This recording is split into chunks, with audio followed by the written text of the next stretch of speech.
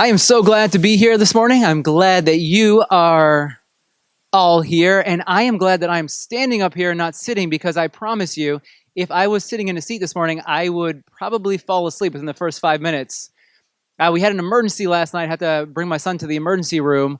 So about 1:30 in the morning, you hear Dad, and he was having trouble breathing, had some croup, strep throat, so they gave him antibiotics, steroid. He is happily at home watching TV right now, and I am hoping for more coffee in a little bit. So standing up here and talking will help me stay awake, but it's funny, you're sitting in that chair, that plastic chair in the emergency room, and you're just looking at the clock, and you're thinking, I gotta be at church in 3 hours. And then the clock keeps going, and you're wondering, when will they come in the room to release us? Because at that point, the steroid had kicked in. My son was bouncing off the wall because he was wired. And I'm telling him, I am going home. I am going to sleep for a little bit. You should go to sleep too. He's like, I'm not going to bed. All right, whatever you want to do, I don't care. Don't bother me, please. And make sure your sister doesn't wake me up either until I really have to be up.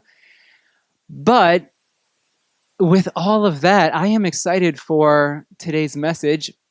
And it's one that we're in this series right now, Audience Choice. It's a message that this topic comes up anytime that I have asked for your questions, your topics, the things that you want to talk about. This topic always comes up, which tells me, and I get it, I understand, this is something that many of us struggle with, many of us go through, and we need some help navigating the idea of forgiveness.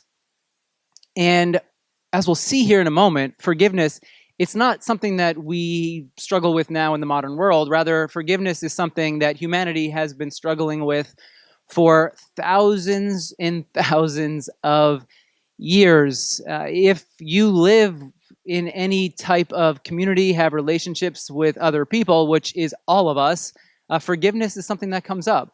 So my hope, my prayer is that our sermon this morning would help all of us navigate the tricky realm of forgiveness and help you release a little bit more of some of the unforgiveness and bitterness that we might be holding within our hearts, because it's always a process.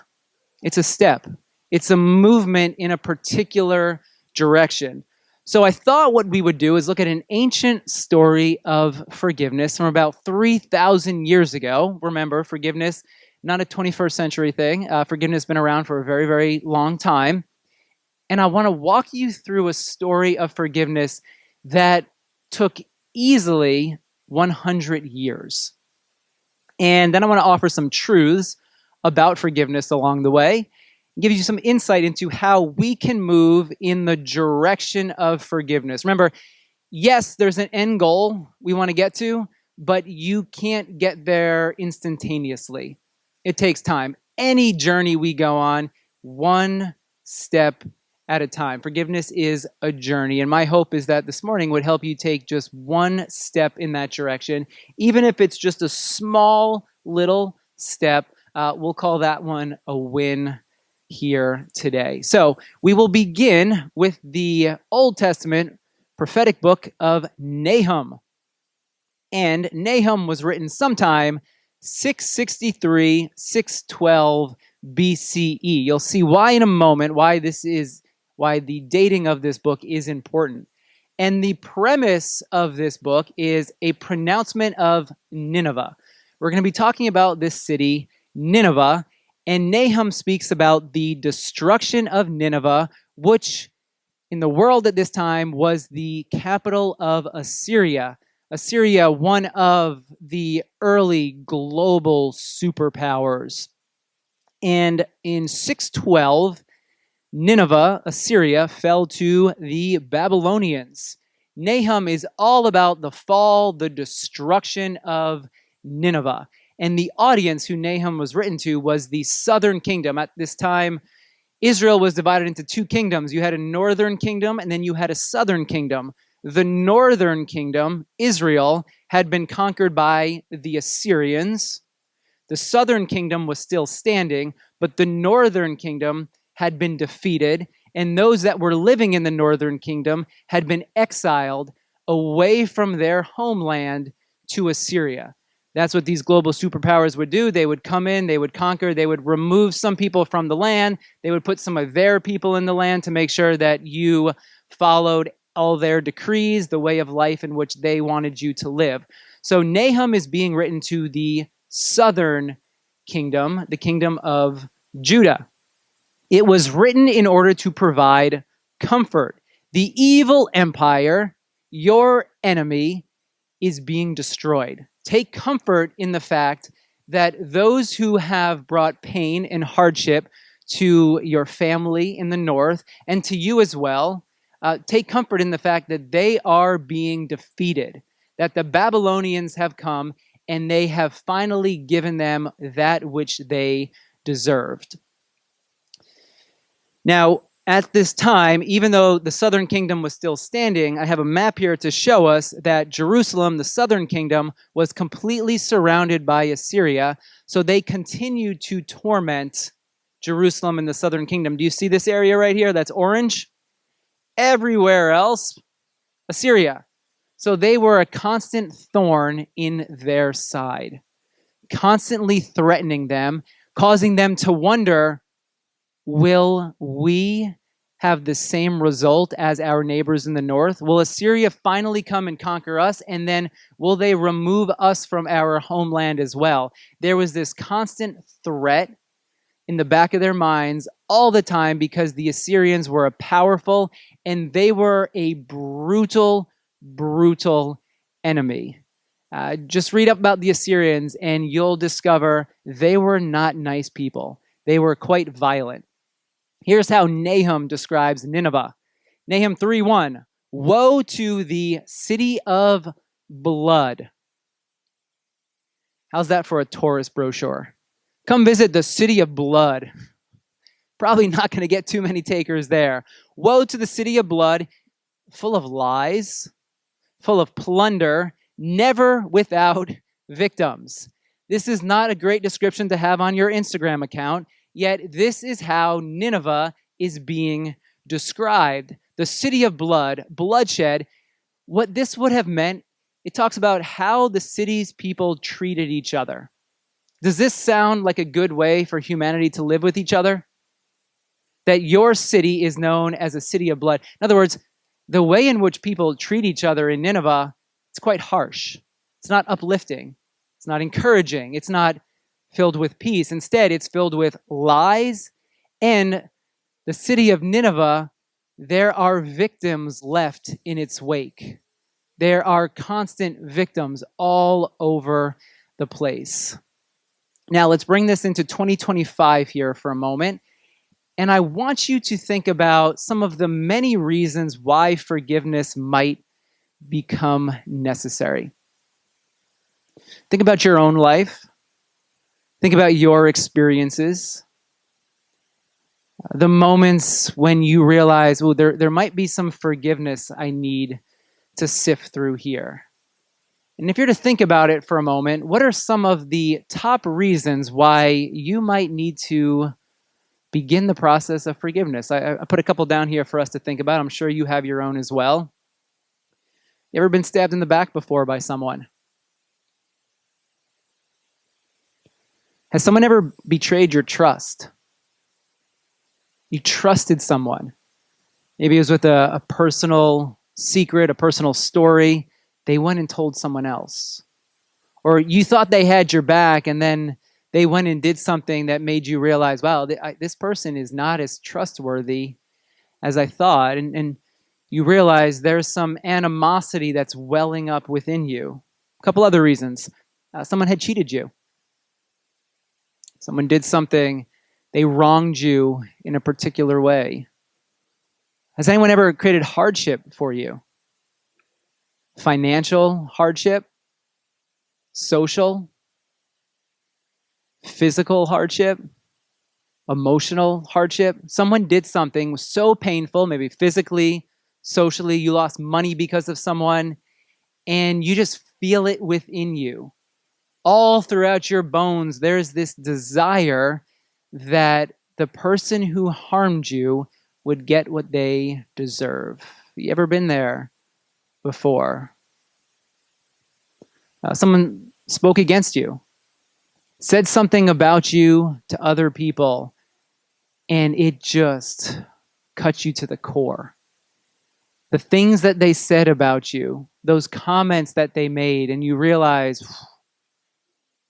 I do not like this person, but it goes even stronger than that. There's this hatred, this bitterness that you feel directed against another because of the words that they have spoken about you, over you, to you.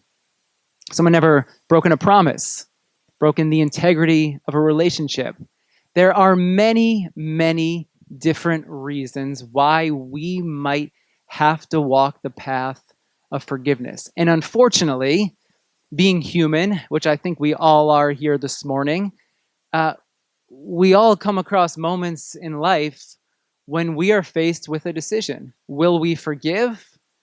Will we hold on to our unforgiveness? And unfortunately, not only do we have these moments, these experiences, but that's not an easy question to answer, because there's something about holding on to our unforgiveness that we like it. I get it. I like it. Someone does something, they harm me.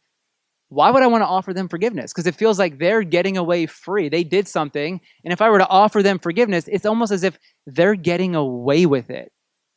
So if you're like me, you like holding on to that bitterness and that animosity and that hatred because you feel like, oh man, if I were to let this go, if I were to forgive them, well, then they wouldn't actually get the thing that they deserve because they caused me so much pain and sleepless nights and all that emotional swelling around, the emotion swelling around in your head.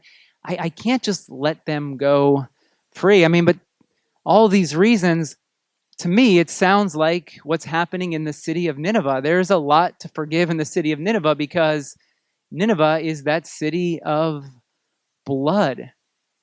They're liars. There are those who make victims of innocent people like you and me. We're just going about living our lives, and then we become the victim of someone else's, call it evil, greed, their hurt, their pain, and we're left in their wake.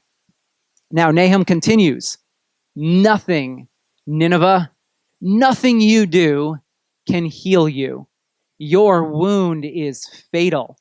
All who hear the news about you, they clap their hands at your fall. For who has not felt your endless cruelty?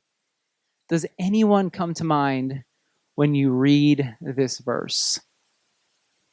I mean, I picture it this way.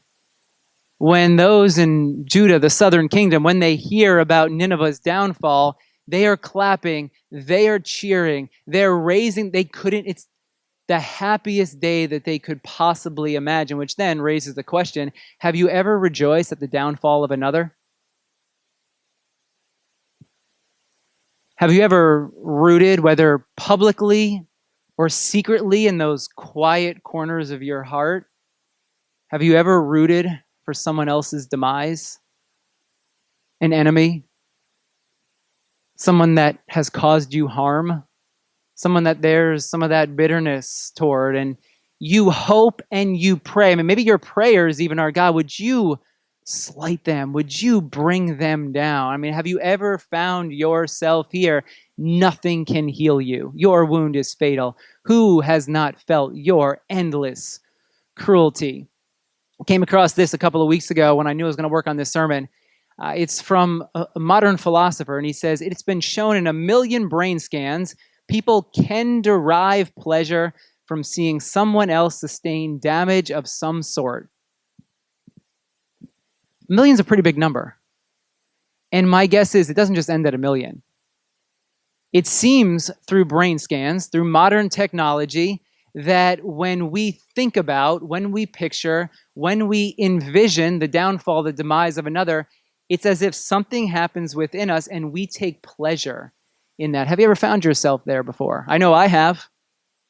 If you were to scan my brain at different times throughout my life, there would be moments when you would find that I was taking pleasure in seeing someone else fall or thinking about their demise.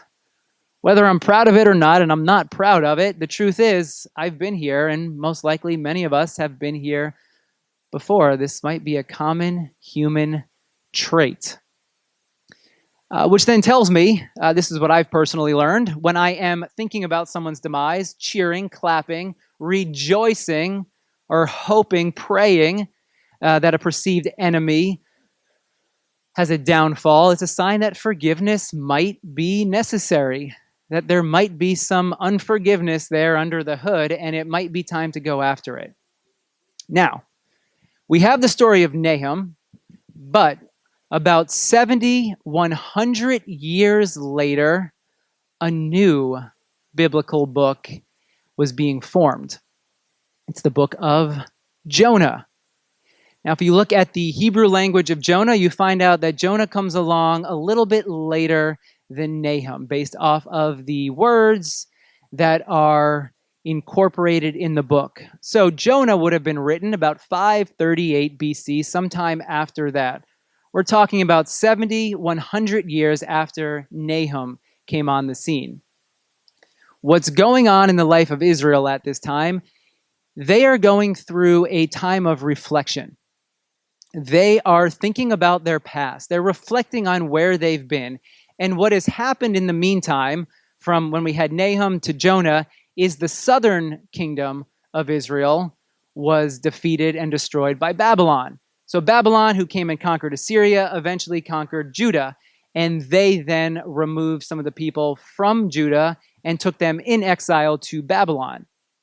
So the Israelites are now thinking about their hardships and where they've been. They are questioning, praying, reflecting where God has been during all this time and everything that they have gone through. And then this book of Jonah arises. And Jonah is a book about Nineveh. Nahum, a book about Nineveh. Jonah, now a book about Nineveh, the capital of Assyria. And if you know anything about Jonah, I'll give you a quick Jonah 101. Jonah is a prophet. God tells Jonah, go and preach to Nineveh. Be an agent in their salvation. And Jonah says, no, not doing that. We all know Nineveh is the city of blood. We know all about their victims. We know how evil the entire city is. There is absolutely no way you are going to use me in bringing salvation to the people of Nineveh. So Jonah flees in the exact opposite direction of Nineveh. He gets on a boat, he gets on a ship, he tries to get as far away as he possibly can. He tries to run from God, run from this mission that God is presenting to him. There's a storm, he's thrown overboard, there's this giant fish that swallows him, he's in the fish for a couple of days, he gets spit out, he's on the beach, finally he's like, all right, whatever, I guess I'm not escaping. Next thing you know, there's going to be a giant bird or something that comes down and eats me. I might as well just go to Nineveh, even if I don't like it. He goes to Nineveh, he preaches this message, which I can't see it having a lot of fire behind that message. He goes, he does it, but do you think he's enthusiastic about it? But yet his preaching was so good, when Jonah's warning reached the king of Nineveh, he rose from his throne immediately, took off his royal robes, covered himself with sackcloth, and sat down in the dust, a sign of mourning, of repentance. This is the proclamation he then issued. By the decree of the king and his nobles, do not let people or animals, herds or flocks, taste anything.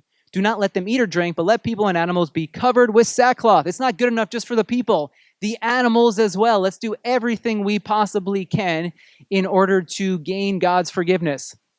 Let everyone call urgently on God. Let them give up their evil ways and their violence. Who knows? Who knows? Maybe God will relent and with compassion turn from his fierce anger so that we will not perish. Maybe God, this God that Jonah's talking about, maybe God will forgive us for our evil. We're acknowledging that we have done wrong. Maybe we will receive some forgiveness from God. Now, when God saw what they did and how they turned from their evil ways, he relented, did not bring on them the destruction he had threatened.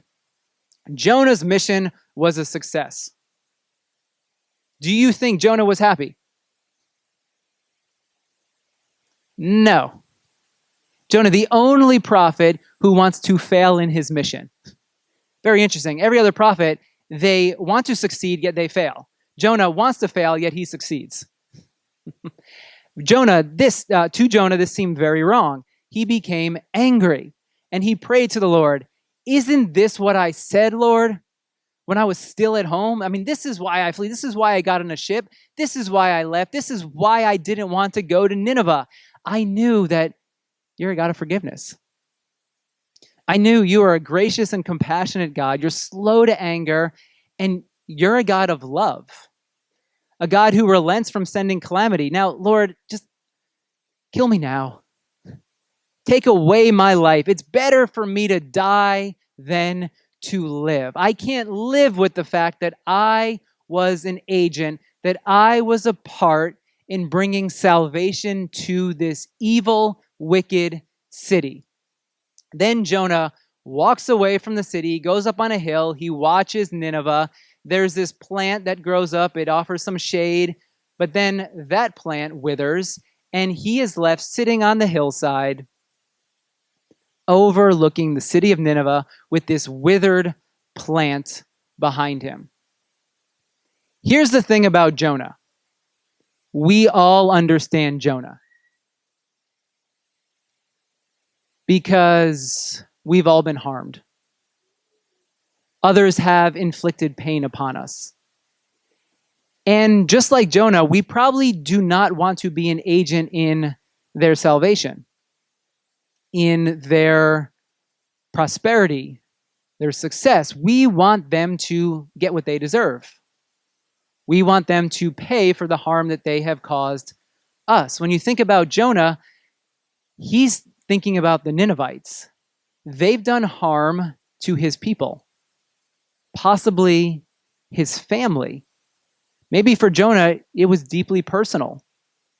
The Ninevites, those he's told to go preach to, maybe he's thinking about particular people, names, and faces of those who have been harmed by this city of blood. So the last thing he wants to do is offer forgiveness to those who have caused harm to either him or those he loved and cared about. So we can be harsh with Jonah, but the truth is we understand Jonah because we often want to get on a ship and run the other way rather than walk the process of forgiveness. And here's how the story of Jonah ends. And this might be my favorite ending of any book in the Bible because it ends with a question. Here's God speaking to Jonah about this plant that grew up and then it withered. You've been concerned about this plant. You didn't tend it. You didn't make it grow. It was simply there, provided shade. It sprang up overnight and then it died overnight.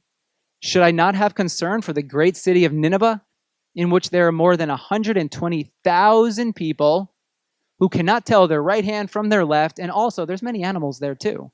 I mean, shouldn't I have some concern for the people and the animals, the life that is there in Nineveh? End of story.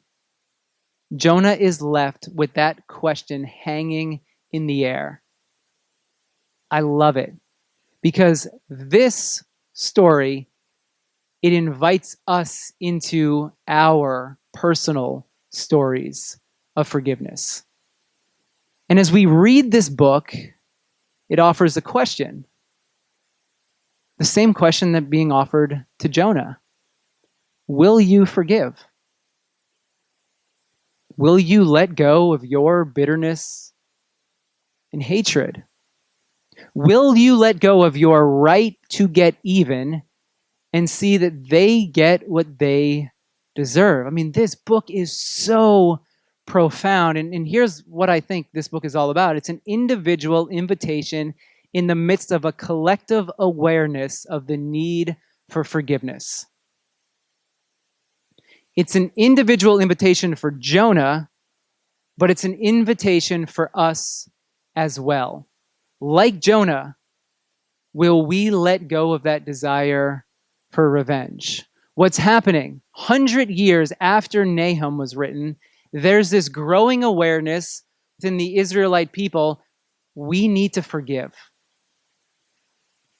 And as I was thinking about this, I wonder, we're about 3-4 generations removed from Nahum. Had those living at the time, had they seen the ill effects that unforgiveness had on their parents, on their grandparents? Here's what modern research tells us about unforgiveness. It creates higher levels of stress within us, which means there's less peace. Increased inflammation within our entire body. Inflammation is not something that you want in your body. It can lead to all sorts of health issues. Unforgiveness can lead to specifically heart disease, lower immunity, depression, hopelessness.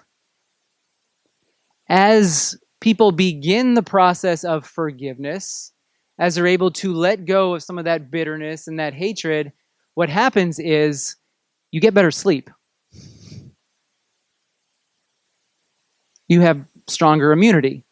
Your body becomes more resilient. You find yourself being filled with more peace, less of that stress. And you have a greater hope for the future.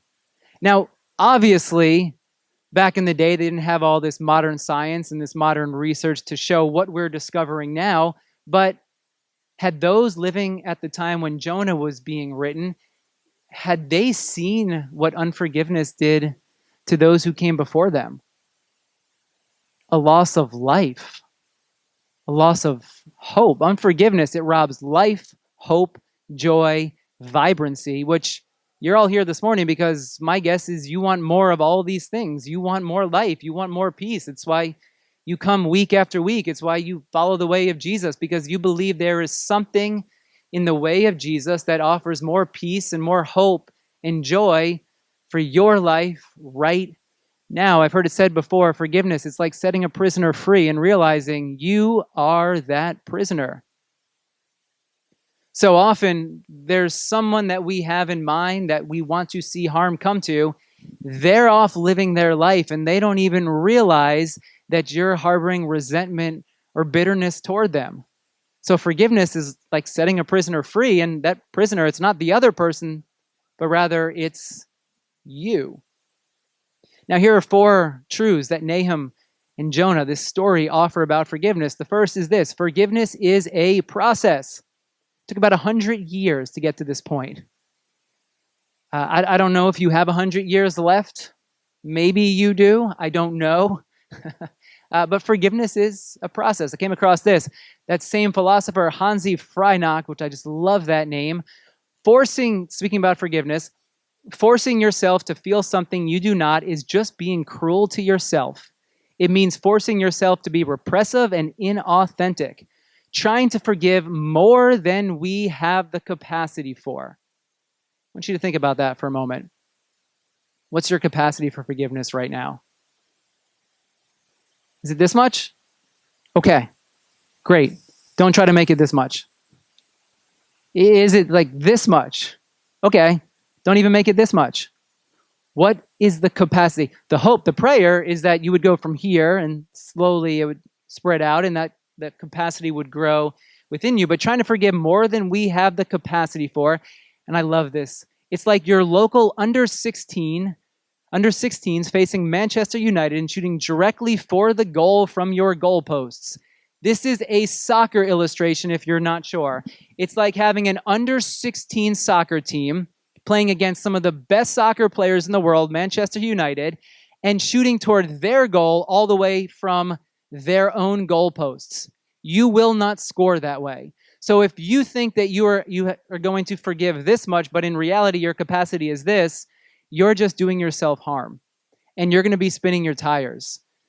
So it starts with having the awareness to know, okay, what's my capacity right now? How much can I forgive? What's that one step, which the question then is, can you take one step today? 6 inches. Okay. 2 millimeters. We'll take it. Can you take one step today? Number 2, you have to let the story of you as a victim die. Unforgiveness is wrapped up in a story that you have identified with. And I run across people who they have suffered great harm, and they don't deserve the harm that they'd suffered. Unfortunately, what happens is people end up then identifying, their identity becomes the harm that they have suffered. And so forgiveness, essentially, it's taking your power back. It's reimagining your identity. It's no longer seeing yourself as that victim, but rather it's taking your power back so that you can have more hope and more life and more joy. And often this happens by setting greater boundaries. Before forgiveness can happen, often boundaries need to be set in place. Forgiveness doesn't mean that you can let anyone just walk over you at any particular time. It's setting up concrete boundaries so that the harm that was done to you does not happen again. And sometimes the person to forgive is you. Sometimes that view of you as a victim, you think to yourself, how could I let myself be put in that position? How could I let this happen to me? And so sometimes the process of forgiveness, it starts with forgiving yourself. Number 3, you have to acknowledge the pain that you have been through. Forgiveness doesn't just mean that you forget all about it and that's it. All right, we're going to forget it. It's okay. No. Nahum had to come before Jonah because Nahum was exhausting all the feelings of bitterness and hatred and revenge that were dwelling within the people. So you have to acknowledge the pain and hurt that you've been through. You write it down. You find someone that you can share it with. Forgiveness starts by acknowledging how you feel, how another made you feel. And then number 4, God was in the forgiveness process the whole way, guiding, preparing, leading, and healing. Let's think about Jonah. He wants to run. He wants to hold on to his unforgiveness, but God doesn't want to keep him there. God wants Jonah to experience more life and the peace that forgiveness brings. And so even though Jonah runs the other way, God sends a storm. And the storm doesn't quite do it, so God sends a great fish. God will do whatever God needs to do in order to bring you to a place of forgiveness. But as we saw in the book of Jonah, ultimately it's up to Jonah to decide, will he accept the invitation? God was leading him, preparing him, moving him to that place the entire time. But then the story ends with the question hanging in the air. Okay, I've brought you here to this point. I've prepared you. I've shown you how the way of forgiveness is best. Will you now step into the way of forgiveness? For your own story, your own journey of forgiveness, God is with you in that process. You're not alone. And God has been and will continue to guide, lead, and prepare you for the journey of forgiveness. Luke 23:34, Jesus is on the cross. Father, forgive them, for they do not know what they do. Jesus, God in the flesh. What this tells us is there is a God who knows pain. God was not exempt from pain. God isn't some distant God that's up there that has no understanding or idea of some of the pains that we go through. God comes in the flesh, suffers a horrendous death on the cross. God knows pain. And God sits with us in our pain and then shows us the path to life, the path beyond the pain. It'll always be a part of you. Yes, it'll always be there. Think about Jesus when he was resurrected. The scars were still there. Of course, we'll have our scars. But the road that God is leading us down, it's what we see in the person of Jesus, a God who knows pain, sits with us, and then shows us the path to peace, to life, and forgiveness, one step at a time. So the invitation for us this morning, can you take one step? If anything has come to mind this morning, there's something there, you feel it. What's your capacity? Don't try to do more than the capacity that you currently have for forgiveness, but whatever ounce of capacity you have, can you take that step this morning?